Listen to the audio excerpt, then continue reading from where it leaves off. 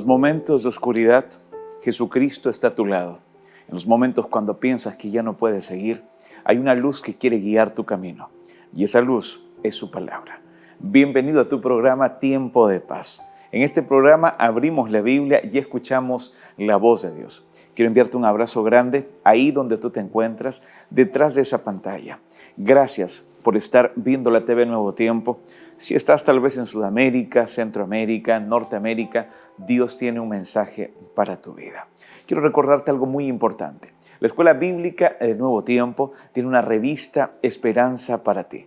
La revista Esperanza Mente Feliz. Si tú quieres conocer más acerca de esta revista, por favor simplemente escríbenos al WhatsApp que aparece aquí abajo en pantalla. Recordarte que esta revista llega gratis a tus manos gracias a las donaciones financieras de nuestros ángeles de esperanza. Yo no sé si a ti ya te tocó vivir en algún momento un apagón, tal vez ahí en el barrio donde vives, en tu ciudad o en un país. Hoy hablaremos acerca de una ciudad, de vidas, de una iglesia que estaba apagada, que vivía aparentemente en tinieblas, pero que en algún momento llegó esa luz. Cuando yo veo esta historia, ¿sabes? Algo redunda dentro de mi mente. Hoy hay personas que también viven como si viviesen en un apagón en sus vidas, sin ganas de salir, sin ganas de proyectarse, sin ganas de trabajar. Hoy hablaremos acerca del Espíritu Santo, el Espíritu Santo que encendió vidas apagadas. Si tú quieres conocer más de esto, quédate conmigo aquí en tu programa Tiempo de Paz.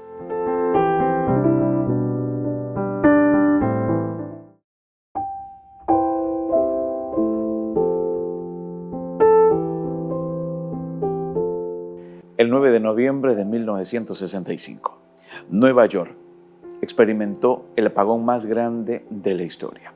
La ciudad que nunca duerme quedó totalmente apagada. Ya puedes imaginarte, todos en ese momento pensaron que el caos, que la violencia y el desorden iban a ser imperantes. Pero, ¿sabes? Quedaron totalmente sorprendidos cuando se dieron cuenta que las personas en aquel momento empezaron a cantar desde los balcones. Muchas personas empezaron a prestar ayuda a su prójimo.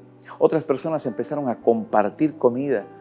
Las personas incluso que estaban en la calle empezaron a hacer oraciones. Muchas personas empezaron a vivir una vida de comunidad.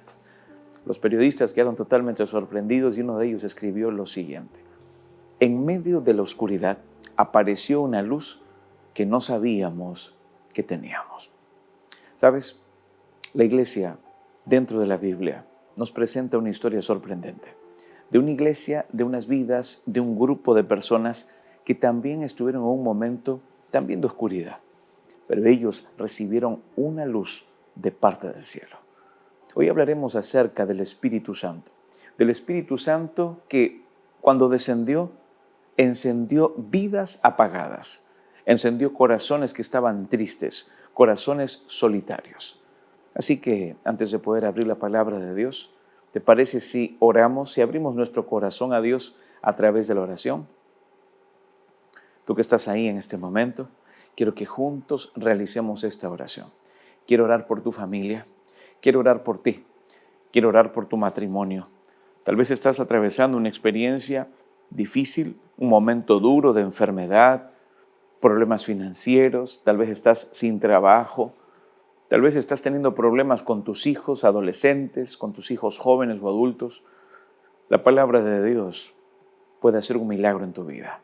En medio del caos de tu vida, en medio de la problemática social, la palabra de Dios permanece para siempre y trae paz y esperanza. Vamos a orar. Señor mi Dios, tú conoces a la persona que está detrás de esta pantalla.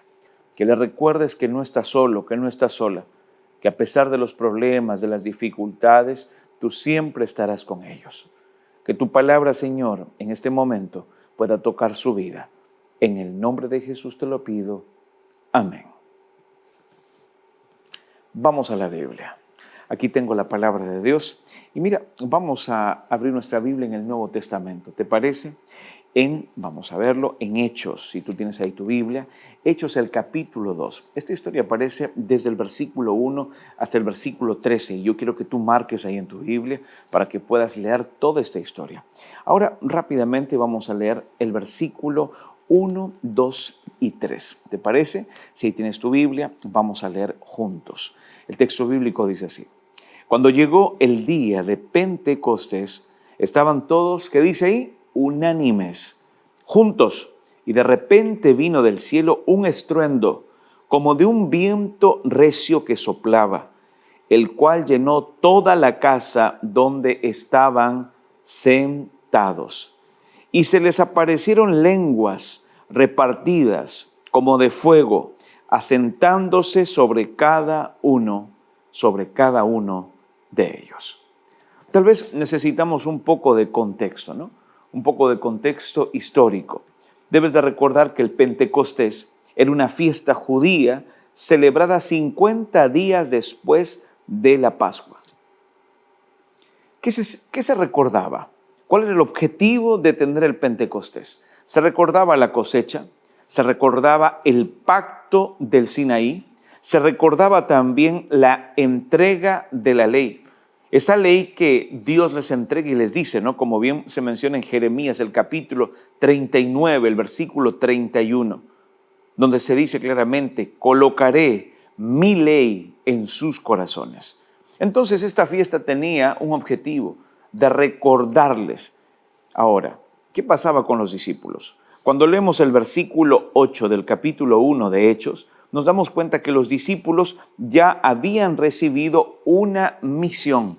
Ellos ya tenían una misión. ¿Cuál era la misión? Vamos a leerlo juntos. Hechos el capítulo 1, el versículo 8.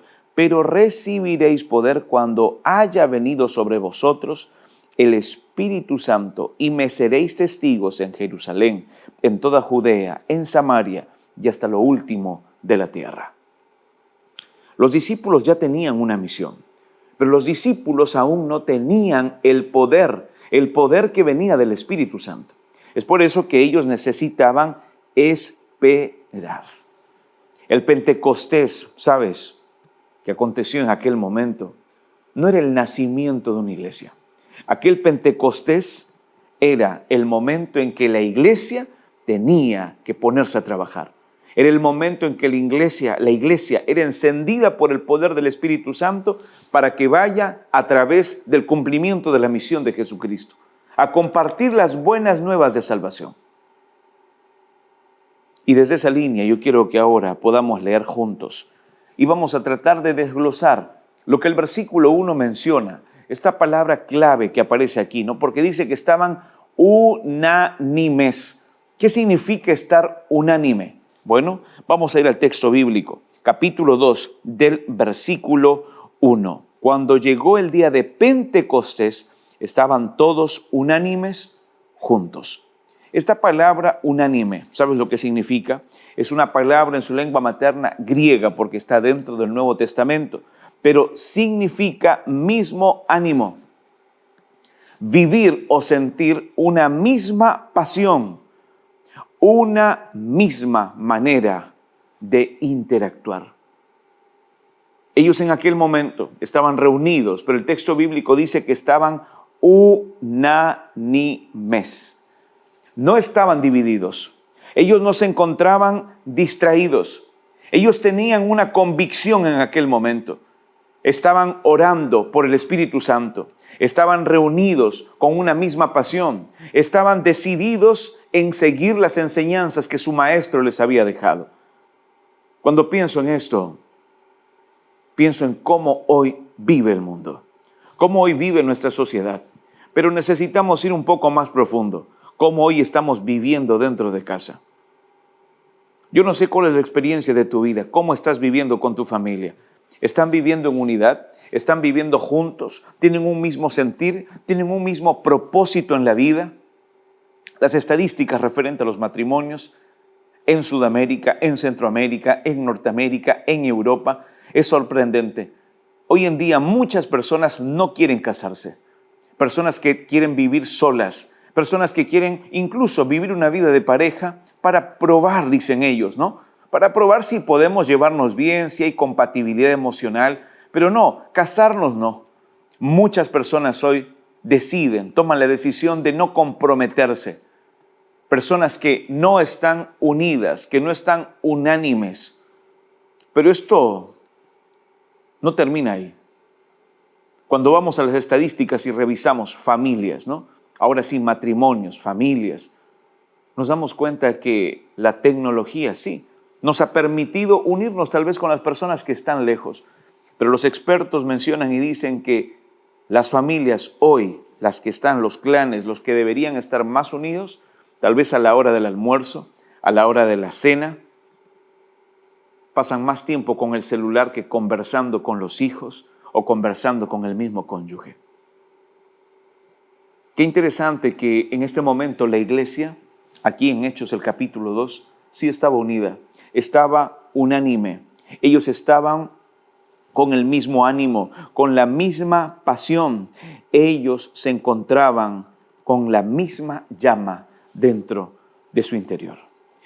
El Salmo 133, 133, yo te invito a que tú puedas leerlo. Porque aquí se habla, mira, vamos a revisarlo juntos, ¿te parece? El Salmo 133 es un salmo que tú también tienes que tener ahí en tu Biblia marcado. El texto bíblico dice así: mirad cuán bueno y cuán delicioso es habitar los hermanos juntos en armonía. Es como el buen óleo sobre la cabeza, el cual desciende sobre la barba de Aarón, y baja hasta el borde de sus vestiduras. Como el rocío de Hermón que desciende sobre los montes de Sión, porque allí envía Jehová bendición eterna. ¿Quieres bendición eterna para tu vida? Cuán importante es estar unidos, unánimes, juntos en un mismo sentir. Nos damos cuenta que los discípulos habían experimentado esto. Ellos sabían y recordaban que el Espíritu fluía donde había unidad. Pero no solamente el salmista. Cuando nos damos cuenta en Mateo el capítulo 18, el versículo 20, el texto bíblico es claro y se menciona y dice que donde están reunidos 2 o 3, ahí también estará Jesucristo. Cuando están reunidos de manera unánime, cuando tienen un mismo sentir, cuando tienen un mismo propósito, ahí está la presencia de Dios. No solamente esto, Juan el capítulo 17, el versículo 21, claramente se menciona y se dice que Jesús está en todo momento listo para acompañar a los que deciden por Él. El Espíritu Santo tenía que encender esas vidas apagadas. El Espíritu Santo tenía que encender esa iglesia que tal vez estaba pasando por un momento de tinieblas. Jesucristo fue claro, ¿sabes? Jesucristo les dijo: yo no los voy a dejar huérfanos. Y esa misma promesa es la promesa que Él te entrega a ti. Yo no sé qué es lo que tú estás experimentando aquí en tu vida. Yo no sé cómo estás llevando tu matrimonio, la relación en tu trabajo, pero posiblemente tú sientes que se apagó algo en ti. Posiblemente sientes que estás viviendo un momento de oscuridad con las personas que más quieres, con la gente que te rodea. Pero tienes que recordar que el Espíritu Santo, cuando descendió aquí en el Pentecostés, en Hechos, el capítulo 2, vino para entregar un mensaje. Encendió los corazones para que ellos no solamente sintieran, sino para que ellos hablaran. ¿Qué tenían que hablar? Tenían que predicar de las buenas nuevas de Jesucristo. Tenían que hablar que Jesucristo vive, que Jesucristo salva y que Jesucristo volverá pronto por segunda vez. Y en esa misma línea, ¿sabes? Tenemos que recordar que también en el versículo 2 y en el versículo 3 nos damos cuenta que este Espíritu Santo enciende lo que estaba apagado en cada persona. Vamos al texto bíblico. Y de repente vino del cielo un estruendo como de un viento recio que soplaba, el cual llenó toda la casa donde estaban sentados. Y se les aparecieron lenguas repartidas como de fuego, asentándose sobre cada uno, dice el texto bíblico, cada uno de ellos. Me impresiona que aquí aparece, ¿no?, esta figura del fuego. El texto dice, y vino, como dice el texto bíblico ahí, lenguas repartidas como de fuego. El fuego en la Biblia simboliza la presencia divina. Cuando tú vas a la Biblia, al Antiguo Testamento, en Éxodo, el capítulo 3, encuentras este simbolismo. Pero no solamente esto, sino que en Isaías, el capítulo 6, el fuego representa purificación. Yo te pregunto, ¿será que el ser humano hoy necesita la presencia divina? ¿Será que el ser humano hoy necesita vivir bajo la presencia de Dios? ¿Qué significa, pastor? Tal vez te preguntas, vivir bajo la presencia de Dios. Significa que el ser humano busca a Dios, reconoce que Dios es su creador y que tú y yo somos creados a imagen de Él, que somos sus hijos, que somos sus criaturas. Y yo te pregunto, ¿un padre cuida de su hijo? Claro que sí. El hijo, ¿qué es lo que debe hacer? El hijo busca cuidado, el hijo busca protección, el hijo busca una guía, el hijo busca un sustento. El hijo, cuando está cerca de papá o de mamá, se siente seguro. El padre en todo momento va a querer transmitirle, entregarle, protegerle todo lo mejor. Eso es lo que hace Dios contigo. Eso es la presencia divina. Y es lo que simboliza el fuego, estas lenguas de fuego. La purificación que es presentada en Isaías, el capítulo 6. Vivimos en tiempos donde los seres humanos tratan de limpiarse, ¿no? Donde tratan de botar, de sacar lo que tienen dentro, emociones dañadas, recuerdos tal vez que simplemente dañan su mente, esos episodios que tal vez ellos quisieran olvidar. Y tal vez tú estás viviendo una experiencia muy similar a esta. Tú tal vez quieres olvidar algo que llegó a tu vida, un episodio que pasaste, que viviste, un abuso, un momento de injusticia, donde tal vez dentro de una relación alguien te hizo sentir mal, te engañó, te fue infiel. Tú conoces el contexto de tu vida. Frente a eso hay una purificación y eso lo puede hacer Dios. La palabra de Dios dice, sin mí nada podéis hacer, conmigo todo podéis hacer. El problema más grande del ser humano es intentar caminar cada día sin Dios. En este mundo egoísta, en esta sociedad consumista, donde cada día se nos orienta, ¿no?, de manera consciente y también inconsciente, a pensar que el ser humano puede vivir, hacer las cosas sin Dios. Pero Dios nos invita en todo momento a recordar que lo que encendió las vidas apagadas no fue la fuerza del ser humano, fue lo que pasó en Pentecostés. El Espíritu Santo encendió todas esas vidas apagadas. Y la historia tiene que repetirse hoy nuevamente. El ser humano no puede vivir sin Dios. Tú necesitas de Dios en todo momento. El Salmos 32:8 claramente dice, yo te enseñaré el camino por el cual tú debes de andar. Sobre ti yo fijaré mis ojos. Jesús va a enseñarte, va a mostrarte por dónde debes de encaminarte. Él te va a dar la sabiduría para que tomes las decisiones correctas. Él te va a enseñar qué es lo bueno, qué es lo malo. Pero no solamente cuando se habla del fuego, ese símbolo significa purificación, sino también significa poder. Y esto aparece, ¿sabes?, en Hechos, el capítulo 12, el versículo 9.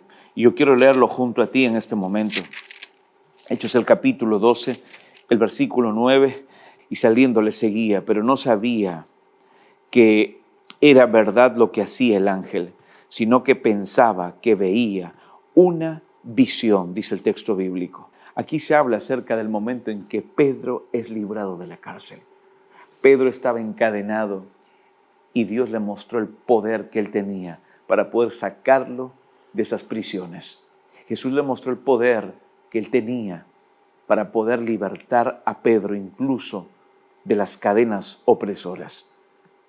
Cuando yo veo esta historia, mi mente no puede dejar de ligarlo con las cadenas opresoras que hoy el mundo vive. Yo no sé cuál es la cadena que te está hoy alejando de Dios. Yo no sé cuáles son las cadenas que atan tus manos para que no ores, que atan tus rodillas para que tal vez no las dobles delante de Dios. Yo no sé cuáles son las circunstancias en las cuales tú hoy estás viviendo y tal vez eso te hace sentirte indigno, indigna. Recuerda que en Jesucristo hay perdón, que en Jesucristo hay salvación, que en Jesucristo hay esperanza. No todo está perdido cuando tú vuelves a Dios. No todo está perdido cuando tú te arrepientes y le dices, Señor, perdona mis pecados. No todo está perdido cuando tú le das ese espacio a Dios. Señor, obra en mí lo que yo no puedo hacer. Muchas veces el ser humano piensa que necesita cambiar para volver a Dios. El ser humano trata de dejar vicios, trata de dejar conductas inapropiadas y dice, yo tengo que volver a Dios limpio, yo tengo que ir a Dios distinto, con nuevos pensamientos, con buenas conductas. Eso es totalmente falso, amigo. El ser humano necesita volver como está a Dios. Por eso, Lucas, el capítulo 5, el versículo 31 y 32 dice lo siguiente. Lo sano no necesita de médico, sino lo enfermo. No he venido a buscar a justos al arrepentimiento, sino pecadores arrepentidos. Ya puedes imaginarte tú decir, voy a ir al hospital, voy a ir al médico cuando yo esté sano. Eso no pasa, ¿cierto? La persona, el ser humano normal, cabal, va al médico cuando está enfermo. Uno acude al hospital cuando se siente mal. Lo mismo pasa con Dios. No puedes esperar estar sano, no puedes esperar sentirte bien, no puedes esperar sentirte purificado, limpio o limpia para acudir a Cristo. Tal como estás, necesitas acudir a Él. Su palabra es clara y en Isaías 1:18 lo dice de la siguiente manera. Venid luego, te dice Dios, estemos a cuentas. Si tus pecados fuesen rojos como la grana, los haré blancos como la nieve. Si fuesen rojos como el carmesí, llegarán a ser blancos como blanca lana. Venid y estemos a cuentas. Esa es la invitación que Dios te hace. Él no te llama para avergonzarte. Él no te llama para destruir tus emociones. Jesús no te llama para señalarte. Jesús no te llama para que otras personas se rían de ti. Él te llama para dignificarte. Jesús te llama para devolverte la honra. Jesús te llama para mostrarte que no todo está perdido. Jesús te llama para mostrarte que Él es tu Padre, que quiere cuidarte, restituirte y salvarte. El Espíritu Santo que encendió vidas apagadas es el mismo Espíritu Santo que hoy puede encender tu vida. Necesitamos acudir ahora a la tercera sección de esta breve meditación. Y cuando leemos el versículo 4, nos damos cuenta que el Espíritu Santo llena los corazones para que hablemos, para que mostremos no lo que queremos decir, sino lo que el mundo necesita oír. Mira lo que dice el versículo 4. El texto bíblico dice así: y fueron llenos todos del Espíritu Santo y comenzaron a hablar en otras lenguas, según el Espíritu les daba que hablasen. Aquí aparece una palabra que quiero remarcar. Dice, y fueron todos llenos. Esta palabra llenos, ¿sabes lo que significa? Rebosante. Esta palabra lleno significa totalmente ocupados por Dios.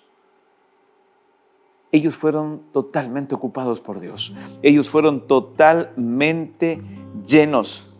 Ellos en ese momento empezaron, no habló uno, empezaron a hablar todos. Cada persona que estaba presente, cada ser humano que estaba en ese momento, empezó a convertirse en un predicador, en un proclamador de la palabra de Dios.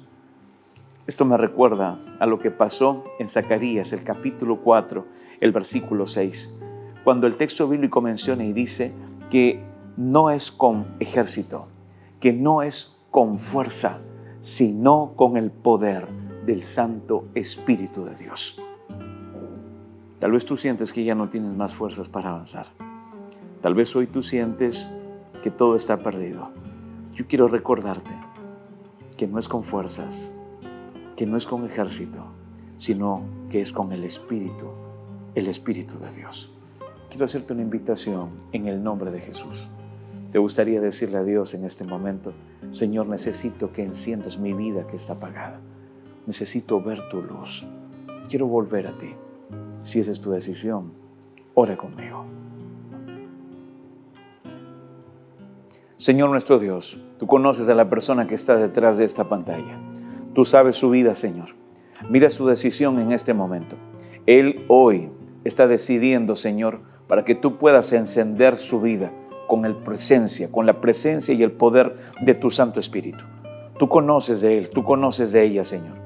Tal vez su corazón hoy está desfallecido, está roto por una noticia que recibió. Tal vez tiene problemas en su matrimonio. Tal vez hay, Señor, algún familiar que está con cáncer. Tal vez él o ella está en este momento desde la sala de una clínica u hospital.